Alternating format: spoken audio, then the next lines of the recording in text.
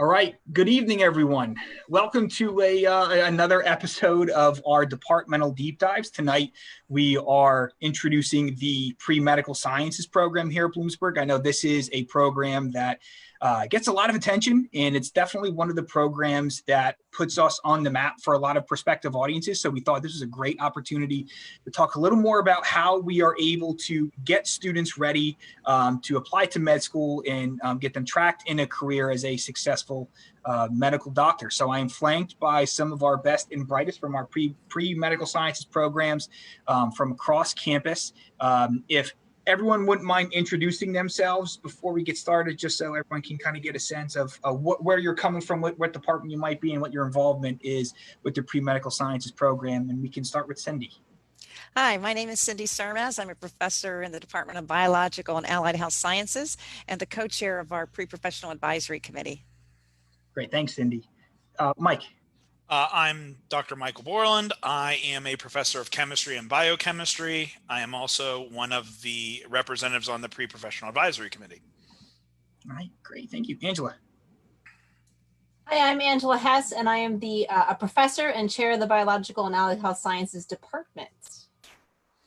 Great. Thanks, Greg. My name is Greg Zimmerman, and I am the department chair of chemistry and biochemistry. Great. And most of you have probably seen Greg at some point during some of the other sessions. He's a frequent flyer with us. We're always happy to have him. And we'll introduce some of our students here. Julie. Hi, I'm Julie Marchioni. I'm a junior in the biochemistry department and I'm pre-med. Pre-med. And Julie, are you calling in from the library? Yes, I am. Nice. Exactly where a pre-med student should be. That's yep. Very on point. Excellent. Allison.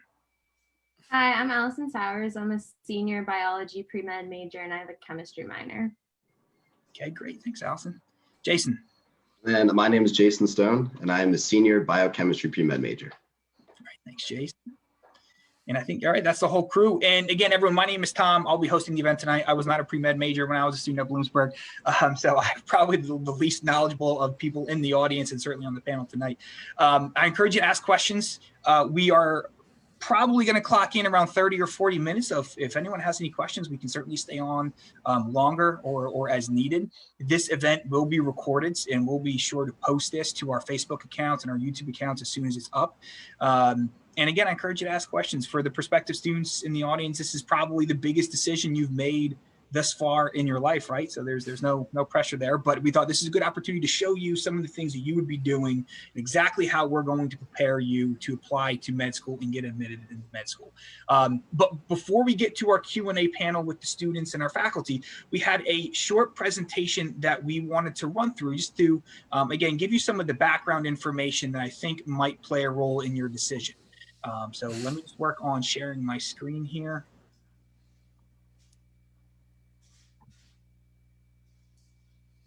All right. Go ahead, Cindy. Hi, thank you for coming. And we'd like to tell you a little bit about our pre-medical program here at Bloomsburg University. As I mentioned, I'm the co-chair of our Pre-Professional Advisory Committee, and this is an interdepartmental committee whose goal is to help you gain admission to medical school.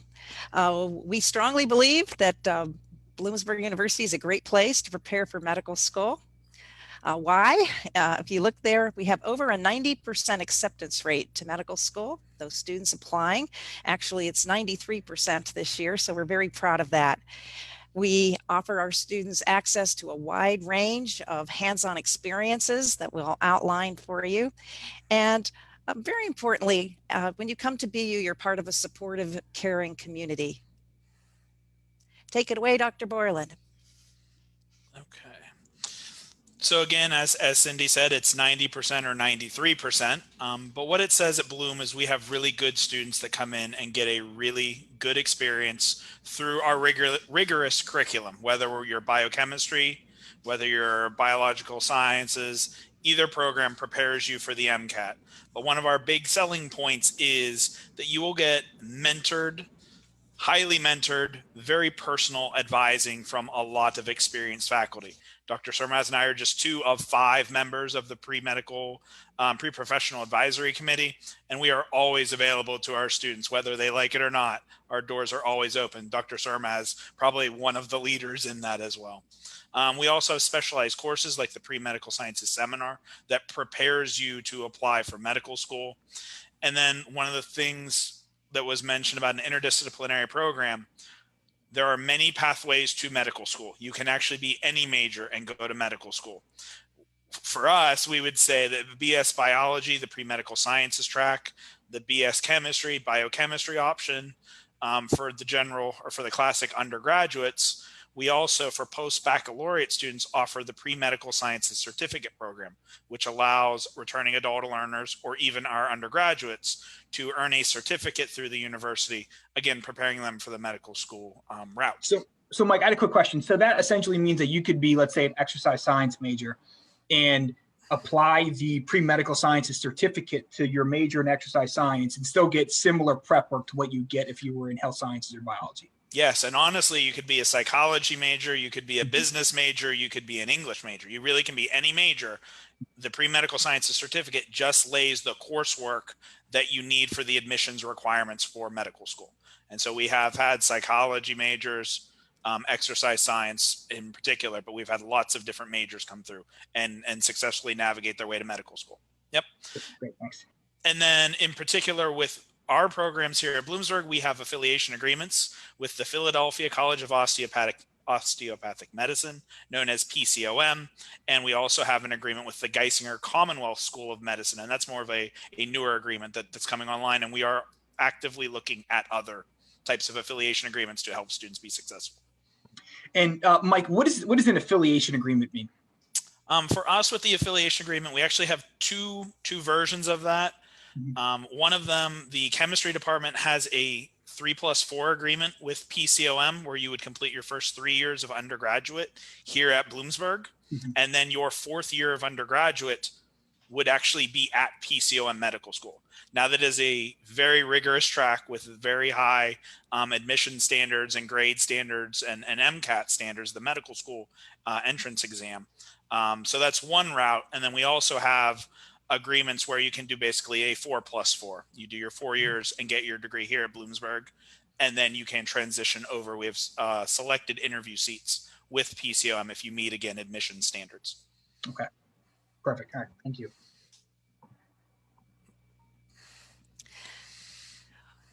We provide a wide range of experiences, and these experiences are not only helpful to build your resume when you apply to medical school, but I think they help you to explore your passion. And we strongly encourage students to follow their interests. And there are lots of opportunities to do research with a faculty member, and I think that's one of Bloomsburg's strengths. These are fantastic opportunities. Students have done research on everything ranging from biochemistry to cancer biology, neurophysiology, genetics, and even better, you get paid to do this. There's grant programs in the summer and during the school year. So it's a great opportunity. Many of our students have presented their research results at local research events, state, regional. We've taken students to national conferences. I think that's a great experience. And we've even had students win national awards for research and obtain national grants. So very proud of them. There's lots of opportunities to do community service, whether it's working at a blood bank or helping with a food drive or raising funds to buy mosquito nets for overseas. There's opportunities to really show that you care about people and to engage in community service. And there's opportunities for medical experience. We have a hospital right across the street from campus. So you can actually walk over, and we have students that volunteer there or shadow. We even have students that are employed there.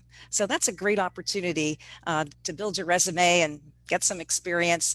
And down the road, about 10 miles, is Geisinger Medical Center, a large regional hospital. And again, we have students there that are employed and volunteer and shadow. And they have a program called Jam Plan, where you can actually shadow the physicians for a couple of weeks and gain access to various specialties there. Unfortunately, they're not doing that this January with COVID, but we're hoping that that resumes in the future. We've had students with clinical opportunities, also internationally. And one of our students, Allie, is here, who's actually got university funding to get some experience in Africa, in Kenya at a hospital there. So the university actually supported her travels. Very cool. And I think what this really shows is that we're here to support you. You become like a family when you come here, like it or not. Dr. Surmaz and I and the other committee members, we take you under our wings, and we really do guide you through that process. It's a collaborative environment. You work hand in hand with professors, whether that's in lab, in research, in volunteering, all those types of opportunities. You get a lot of active engagement by, frankly, the people who would be writing your recommendation letters, faculty members. You get caring faculty. You get Dr. Surmaz or myself. We are teaching you in lecture and we are teaching you in lab. That doesn't happen at the large institutions. Typically there you would have a graduate student teaching you in your lab classes. You get Dr. Surmaz or I and our big smiley faces for many hours in lab, or the other members of our different departments. We also have our pre-medical sciences club. So that's a student organization that gives you leadership experience, mentorship, volunteering, and they do fun too. They're not, you want to be a doctor, there's fun to life too, in addition to medical school. And then we also have some scholarship opportunities. Dr. Stephen Shell was a former Bloomsburg alumni, and so he has created a scholarship to help students get materials to help them prepare for the medical school entrance exam called the MCAT. So you're not alone when you go on this journey to prepare yourself for medical school. You have strong mentors from faculty. You have a strong mentoring network from your pre-medical sciences club, and the different student organizations on campus. There are lots of opportunities to be you at the university. And then kind of where Dr. Surmaz and I are here is we're also part of the pre-professional advisory committee. There are 5 members between the chemistry and biology department, and we are here to help give you your best shot at medical school admission. We get to know you. We get to write a personalized composite letter from the university to help you be admitted to medical school. And that's something that you don't see at a lot of other universities of our size.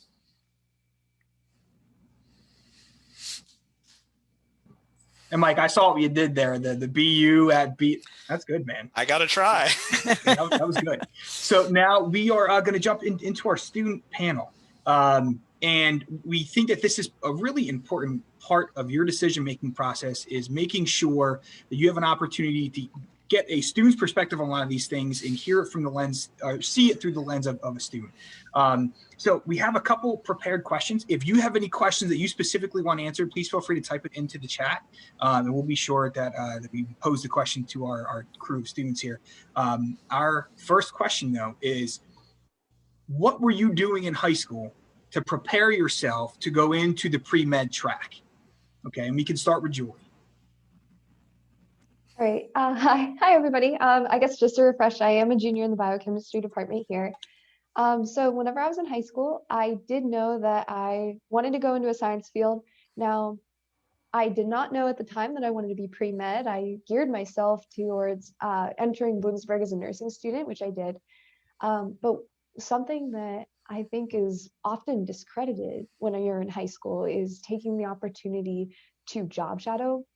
I did some job shadows. I saw nursing, I saw nurse practitioners. I saw a very narrow range, but I saw right off the bat that I wanted to go into medicine. Also having classes, I took calculus, I took physics, I took chemistry, biochemistry, everything that now that I'm in college has made it a little bit easier to prepare. So I would say just keep reaching, take those challenging classes, because make your senior year a little harder in high school, but you're really going to thank yourself later. That's great. Thanks, Julie. Allison. Just to go along with what Julie said, I think definitely job shadowing. And I know, like, I'm in interviews right now, and a lot of times, like, a question they ask you is why doctor, like, why not PA, nurse practitioner? Like, they want to know why you want to be a doctor. So if you shadow all the opportunities and like you figure out what you really want to do, I think that's really helpful and good for you going into college, so you know what you want to do. So you both talked about shadowing. How did you line up your shadowing experience? I know. I just reached out to like personal, like my doctors that I had, like a lot of them, like pediatricians, they just let me come shadow them. Or I reached out to local hospitals too. And a lot of the times they'll put you in contact with whoever you need to get in contact with. Okay. Yeah, the doctors in my area were fantastic. If I didn't know somebody that I was going to shadow, I would call the office. They'd hook me up with human resources or just Great. whoever was in charge of that, and then they would give me a schedule, a time, and we'd work it Sure. out, and I'd come in. Yeah, so really just taking the initiative, and you lose nothing by asking. Now, of course, with everything with the pandemic, I'm not sure how that would translate now, but that's a great story to hear. That's not something I would have guessed. Okay, great. Jason. Well, another thing with me personally is I know I talked to my personal family doctor, and he was able to put me in contact with all of his connections.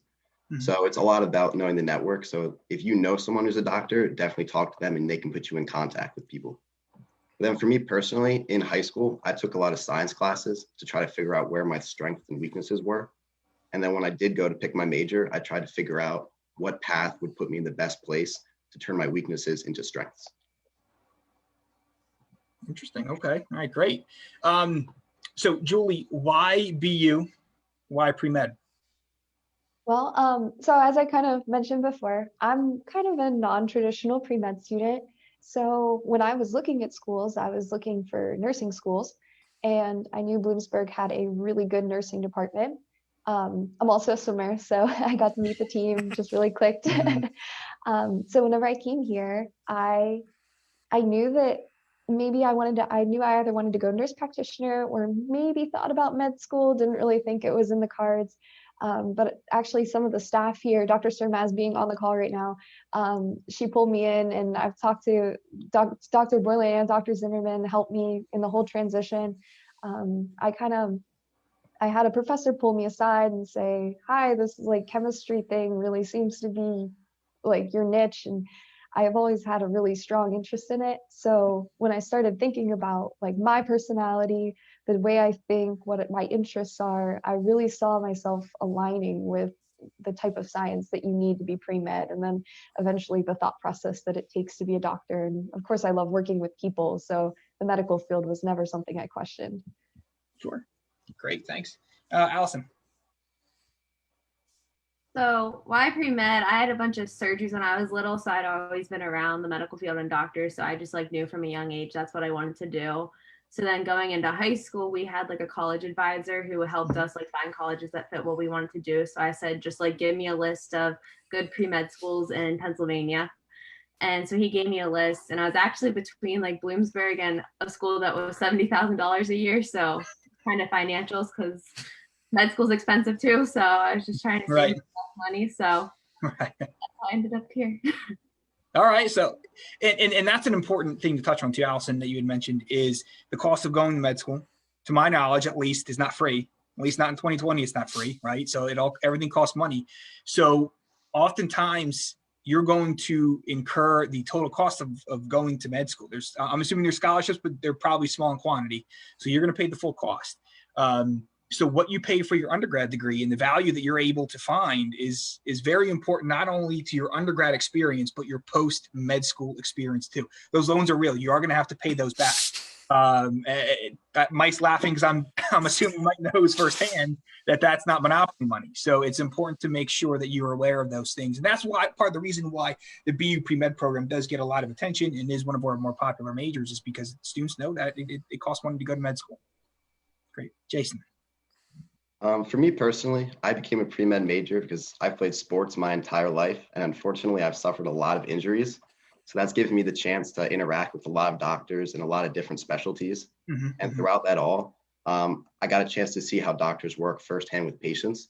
And that was something I really enjoyed, and it was a role that I could see myself doing in the future.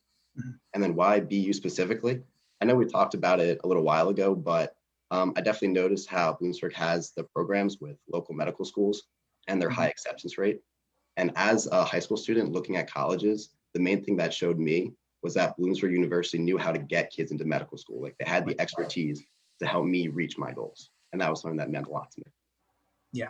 So it seems like, let me see if I can kind of summarize what you said there, Jason. And it seems like the road to medical school is unfortunately sometimes paved with a lot of co-pays and doctor's visits. So I'm glad to see Allison and Jason that you're both doing really well.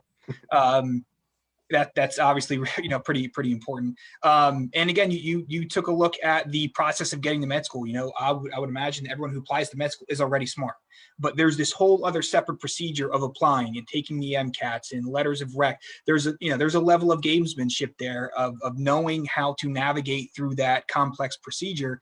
And our pre-med program does that very well. Really the presentation could have started and ended with 93% acceptance rate in the med school. We decided to continue to go on just to give you a little background information, but I think that's a pretty important statistic. All right, great. Thank you.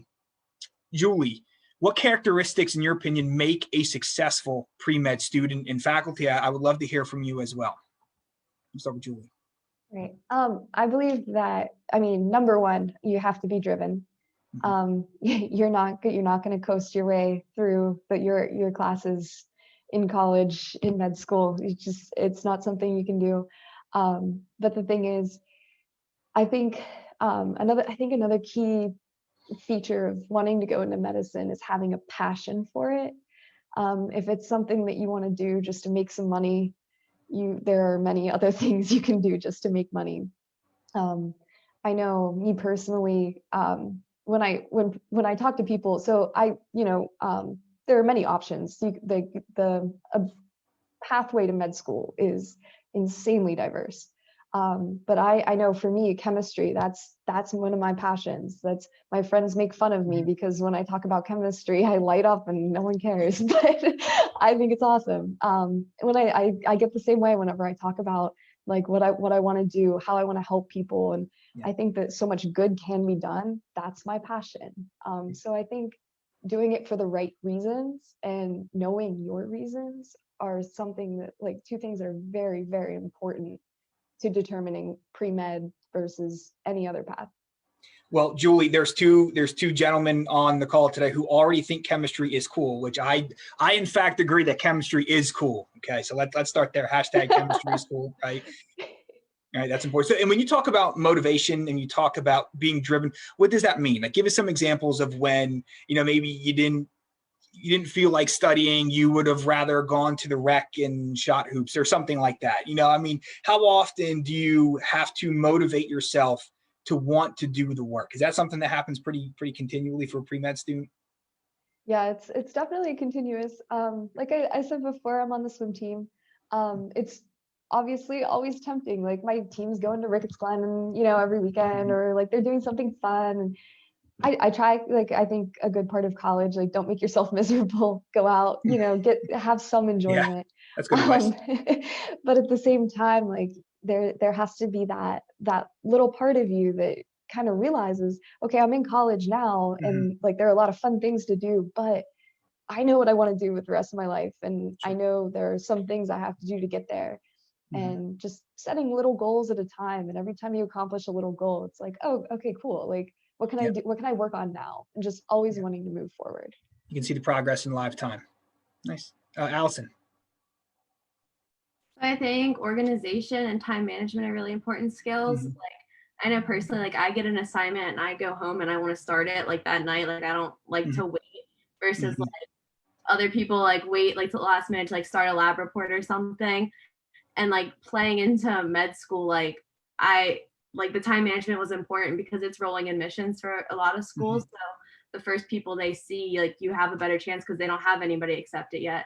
So like, using those time management skills I learned through my classes, like, I had all my applications submitted the first day possible. So I think time management is really important to be successful in college and even like in the application process. And so for everyone who doesn't understand what that means, so rolling admissions means that they will make decisions on students' applications as they come in. That also means that it's more likely to be admitted by applying earlier in the application season. Okay, so that's why the part about being driven and being time-oriented is going to be important. So what are the things that you do, Allison, to help stay organized, to help stay on task? I know, like coming in freshman year, we had like a pre-med seminar class and we had to like make a 4-year plan of like all our classes. And like some of us kind of blew off that, but like I actually like took it seriously and planned on my out. And like I've been following it since I've been here. So like that helped me keep all that stuff organized. And I think just staying on top of my classes, like I said, like I go home and I do it and just get that assignment done when it's assigned. And that just helps me like stay organized and not get behind. And what I picture your workspace like is just like Post-it notes everywhere. Is that fair? I have an agenda. You have an agenda. Okay, an agenda. Okay, nice. Color coded. Yep. Color code. Okay, cool. Very cool. That's also cool. Just like chemistry is cool. Jason. I think an important characteristic for successful pre-med is being resilient. Like you got to understand that not every exam, not every quiz, not every lab report is going to go perfectly. You know, every now and then you're going to get humbled in a way. Like you're not always going to get an 100, but it's about learning from these experiences and learning what you did previously that didn't work and learning how to make those things work in the future. And another part of that is it's a long journey. Like you got to have confidence in yourself and believe in yourself that you will get where you want to go. That's deep, man. I mean, you walking out of your apartment or your residence hall room every day and, you know, win one for the Gipper kind of thing. And absolutely. That's good.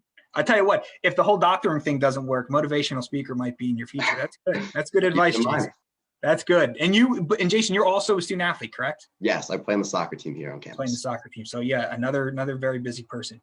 Faculty, your opinions on what's characteristics or what traits make up a good pre-med student in your opinion? We can start with Cindy. You're on mute. There we go. I think the students did a great job of expressing what I think are the important characteristics. I think passion and focus is really important. You really have to want it and be resilient and organized. I really think they hammered it. Enthusiastic too. Great, thanks. Mike.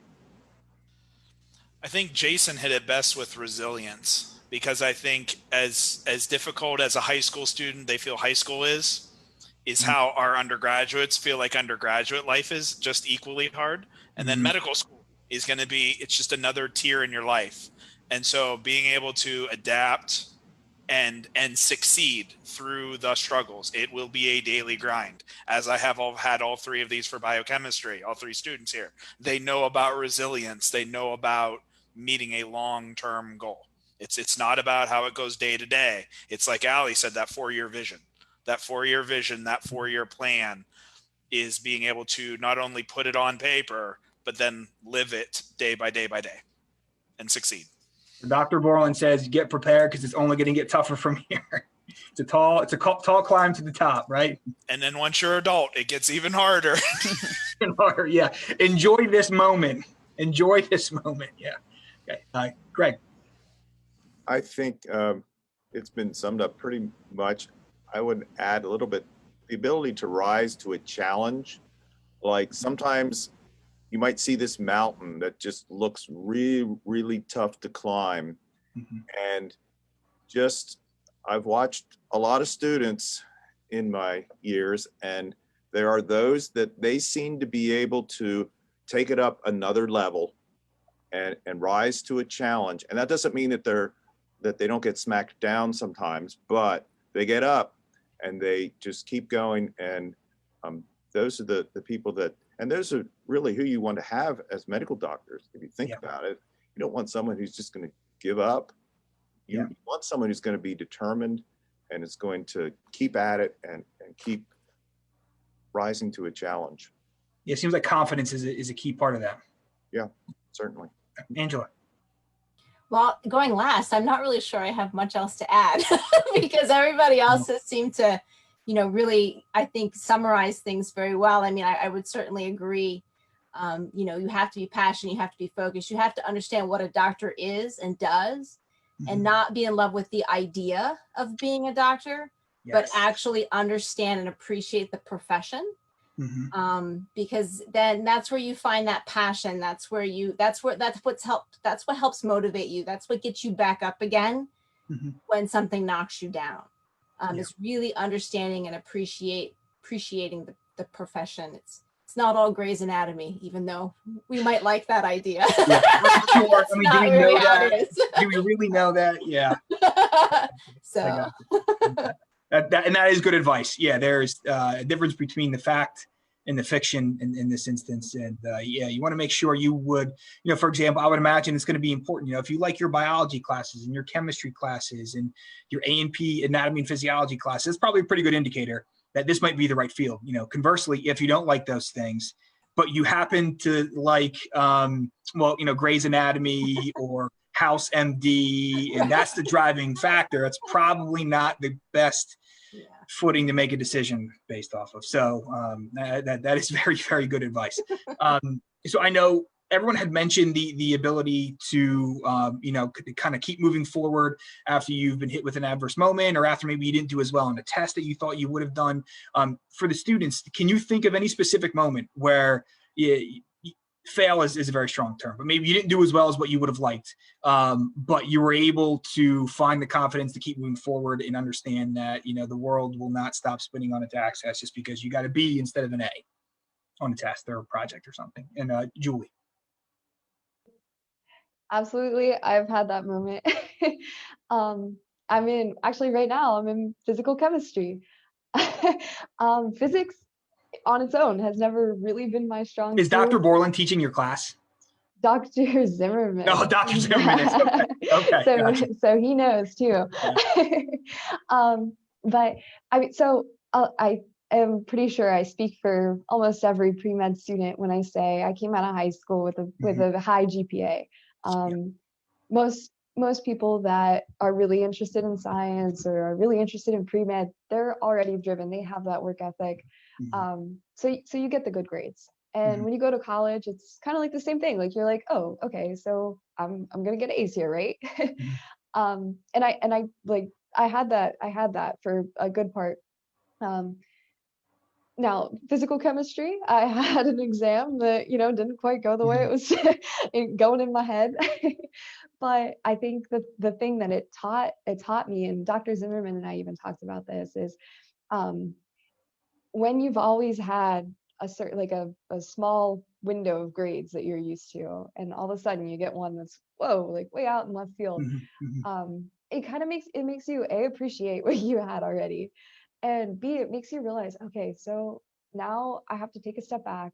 And yeah, like that was my like my fail moment. But if you let that determine your entire career, then that's a sad life. Like just one failure determines your entire career. You have to be able to get up and shake off the dust a little bit. And so I think classes taught that. Same with being an athlete. If I stand up on the block and I swim my 200 fly and I don't get a good time, I can't quit swimming because of that. And Jason being an athlete too, he understands. Same thing. It's always the end goal has to be more important than the steps to get there. Sure. Yep. Agreed. Great. Thanks, Julie. Yeah. Allison. So just to go along with like what Julie said, like I'm a perfectionist, like my grades, if I don't have an A, like I'm not happy. So I think just that adjustment, especially like when I got to organic chemistry, like that was a whole different field for me. So I had to like teach myself a different way to study and learn and just adapt to the way that class was. So I think like you just have to be willing to change your mindset and how you go about things, because like I didn't really have to study in high school. Like I just kind of skated through everything and still got good grades. But then like college, I actually had to teach myself like what worked for me to study and how the best way to still get those grades that I wanted was. So I think just finding what works for you and getting in your groove. Yeah, it seems like the minimum entrance is to be intelligent. Everyone who's in pre-med is intelligent, right? So the question is, what else are you going to do to make it to that next level, right? So that's where these things like ambition and drive and being motivated, like those are the skills, those soft skills that don't necessarily show up on a resume or on a transcript, really become important, because those are things you're going to have to do every day, every single day. All these things you're talking about are going to have to be a habit that you build up. That's great. Jason. I know for me personally, during my sophomore year, I suffered a concussion and I was out of school for about a month. And then when I first came back to my classes, I felt really far behind because all the classes I was in were cumulative. So there was stuff from the month I missed that I had completely no idea where it came from. But my teachers were more than happy to stay with me after class on their own personal time to help me through things. I know like before I got hurt, I didn't really go to office hours as much. But then afterwards, I was a regular there every day. And I was learning that you can't be afraid to ask for help. Like there's always someone there who's willing to help you if you ask. Yeah, and I think that and that goes back to, so when you hear about dedicated faculty and small class sizes, those are the things that we are really referring to, right? So when when life inevitably happens, you have the support structure in place that understand that they know you as a person, and they also know what it takes to get to med school, and they can meet you where you're at, not give you an easy, not make it easier to get to that point, right? It's still going to be equally as difficult, but they can be a guiding light throughout, your entire experience there. So yeah, that's a great story. Hey, Tom, can I add one more thing? Please do. Yeah. You don't have to be a 4.0 high school student to be pre-med. Right. Yeah. You don't have to be a 4.0 student at Bloom to be pre-med. We get students with 3.5 GPAs, undergraduate, and we get them into medical school. And we have students that come from a high school with a 3.5 GPA. If you're here and you want to come do the work and come be with the faculty, learn how to study, it is not unobtainable for anybody. But you've got to take the initiative and put the work in. You don't have, there's a natural intelligence, but there's also a developed intelligence that can happen through an undergraduate career. Yeah. And I like that, developed intelligence. Yeah, absolutely. Now, it seems like you're going to have to develop some of that in the chemistry classes. I noticed the chem classes are some of the more frequent courses that are brought up as they're struggling through some of these things. So yeah. So for the students, and again, this is probably a good question for the faculty as well. What has your experience been like with the pre-professional advisory committee? And we can start with Julie.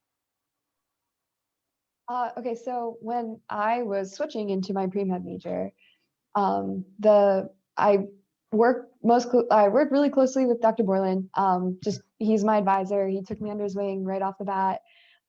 So he's been so helpful in getting me on track, because I started basically being a year behind, since a lot of my nursing classes didn't really count towards my end goal. So the first thing he did, our first meeting, he sat down with me and he was like, hey, this is what your next 3 years are going to look like. This is what we got to do. This is how you're going to do it. We're going to get you out of here on time. And obviously, Bloomsburg is a very cost-effective school, but I still didn't want to take another year. That's not cost-effective. And I did have to take a couple summer classes here and there, just to get myself recorrected back on track. But since then, now I'm fully caught back up. I know I've talked to a lot of people personally that can't, they feel that in the school that they're at, they can't go to their advisor. Some people, I have a friend at Penn State, he doesn't even know who his advisor is. But I really like that we have that. We have our entire pre-professional committee. I know if I ever have a question, I can go to Dr. Surmaz, I can go to Dr. Boylan, I can go to any professor in Heartline, and I know they're going to help me. And if they can't help me, they're going to send me to somebody who can help me. And I'm so lucky that I ended up at Bloomsburg, because that wasn't my original plan, wasn't this route, and it wouldn't have happened if I was in any other school. So I'm really glad it ended up the way it was. Yeah, we appreciate that, Julie. We're glad feel free to stay another year. You're more than welcome. You can stay. You can stay. Okay. Allison. So I'm actually in the application process right now. So I've been working really closely with the pre-professional committee this past last semester, especially because that's when I had to get all my materials to them, and they wrote my recommendation letter for med school. And with that, I know Dr. Borland and Dr. Surmaz mentioned the pre-med seminar class. I was in that last semester, and that class, one of the, Dr. Bell taught it last semester, who's also on the pre-professional committee. And that class, they have you, it's only 1 hour a week, and it just helps you get everything in line to prepare for medical school. So you build your resume, you write drafts of your personal statement, you do all that kind of stuff. So I was in that class working with Dr. Bell and the other pre-med students, and that just really helped me get all my application stuff ready. And like I said, I submitted it the first day that I could, so I was on track for everything, and that just really helped me prepare. And like even now I'm in interviews, and like I walk past Dr. Borland's office every day to go to my lab, and I'm just like, hey, I have this interview or that interview. Like I still just like go talk to members of the committee and like let them know where I'm at, and they like always offer support and advice for interviews and all that kind of stuff. So yeah, it seems like the faculty have a vested interest in your success, partly because they got to get that 93% up to 100% placement rate, right? But also because they know you as a person. They've seen the work you put in. They want to see this pay off because you deserve it. You've earned it. And I think that's one of the benefits of our pre-med program at Bloomsburg versus some of the other schools that are out there, you know. Jason. For me personally, my application is complete and submitted, and the committee did an amazing job of helping me through any questions I have. I know I would email Dr. Borland, Dr. Sermaz sometimes at like midnight, and they'd get back to me at like 4 a.m. in the morning. They were always more than happy to get back to me with any question I had. And because there are so many different members of the committee, it was also nice to get a different perspective on the same question. Like I would ask multiple people the same question and you get multiple answers. And I thought that was really helpful in me getting like different perspectives and a whole view on what was going on. And It's I also almost like you're getting a second opinion, right? That's a medical second and third sometimes doctor thing, right? See that? There you go. And then I also thought the seminar class was really well, just like I was in it with Allie, and it really helped us get ahead of things and apply the first day possible. Mm-hmm. And then they also offer like resume editing and interview practice, which I thought was really helpful, and I can really see paying off for me now. So when you apply to med school, generally, what are the things that you are submitting as part of your application? Well, it would be your transcript, which is all the classes you take and all your grades, your personal statement, and then your resume, and then your committee letter. Like what I would say are the big 4 things. And the seminar class definitely helped me get all those things ready. The portal to open, I believe, opens like May 28th. But because of the seminar class, I had all that done mid-April, which allowed me to focus on studying for the MCATs, which was huge. It took a huge weight off my shoulder. So the seminar class, what you took that your first year as a student? I took it spring of my junior year. Oh, spring of junior. Okay. Usually you apply after your junior year, so that's like the perfect time to take it. Gotcha. Excellent. So all that's already mapped out for you. Faculty, do you have anything to add about your experience with the Pre-Professional Advisory Committee? If you don't, that's okay. We're like your parents, and we'll try and help you. Oh, okay, there you go. You know, you are like our kids. We want to see you succeed. We want to see you succeed. Yeah. Excellent. I just go and ask them questions because there are a lot of details on all that. When you start thinking about all the different, and we've been talking about pre-med, but when you start going into all of the medical field possibilities, there's a lot of them. And I do not know that field, all the different nuances, pharmacy school, and just all of these different things. Sure. So I go ask them. So just to be clear, so the Pre-Professional Advisory Committee, it's partly for students applying to med school, but also for any student who's applying to any professional school. So if you're not familiar with what that means, that would be your pharmacy schools, your dental schools, your veterinary sciences schools, PA, PT schools, any of those graduate programs that would prepare you for a field in medical sciences. Okay, that's great. And our pre-med majors do go into those fields. You can be pre-med and go to veterinary school. You can be and you can go optometry. So it's not just, I mean, we have 3 future physicians here, but there are different ways that they can go to other fields. Good to know. And yeah, that's a great point. And do we get a decent amount of students that will start pre-med and then maybe start to branch off and will start to apply for some of these other professional programs? Yeah, for sure. We also have in the biology department a number of health science programs like pre-physician assistant and pre-physical therapy and pharmacy and medical genomics and counseling. That I think that's really nice about Bloomsburg is that we have all these other programs as well. So if you change your direction, there are many other options out there. I really think that's a strength. Excellent. Yeah, and we do see a number of students who come in as pre-med and then switch to health sciences, usually to pre-PA, sometimes to one of the others. But then we also get the others switch too, where we get students coming in as pre-PA and they switch over to pre-med. So between the health sciences degree and the biology degrees, you can have some fluidity there, and you're not really losing much time. Right. Okay. Program. Yeah. That's good to know. That's good to know. Excellent. Thank you. So I have one final question for the night. And again, for anyone who's in the audience, please feel free to type your question into the chat box on Facebook. But for the students in the group, what area of medicine would you like to specialize in, and why? Julie. Okay, so I have always known that I was interested in obstetrics. My original goal was to be a nurse practitioner in obstetrics. But then whenever I changed my major, I automatically thought, okay, women's health, obstetrician. But I did some research after I switched my major, and I saw that there is a way I can incorporate my biochemistry undergrad into my future degree. So my plan is to do a fellowship in reproductive endocrinology and infertility. Mhm. So that means I will basically be using your endocrine system, so like one of your body's great control systems, using some hormones, little bit of chemistry we're getting in there, and would hopefully be using that to promote fertility and helping couples start their families. Wow. That's great. Yeah, that's you have a very well put together plan. Yeah, that's and for everyone out there, Julie had to explain to me what most of those things meant before we hopped on the call. But yeah, very, very impressive. Great. Thanks, Julie. I appreciate that. Allison. So like I mentioned before, I had a bunch of surgeries when I was little, and most of them I was under like 14. Like I was really young for those. Mhm. So I definitely know I want to go into pediatrics and do something with pediatrics. Right now, just from all the job like shadowing I've done, I've shadowed a bunch of different specialties. And right now, what I'm really interested in is anesthesia. So hopefully pediatric anesthesia and work in a children's hospital. That's the game plan for now. Yeah, geez, that's a good for you. Good for you. As someone with kids, good for you. Great. Jason.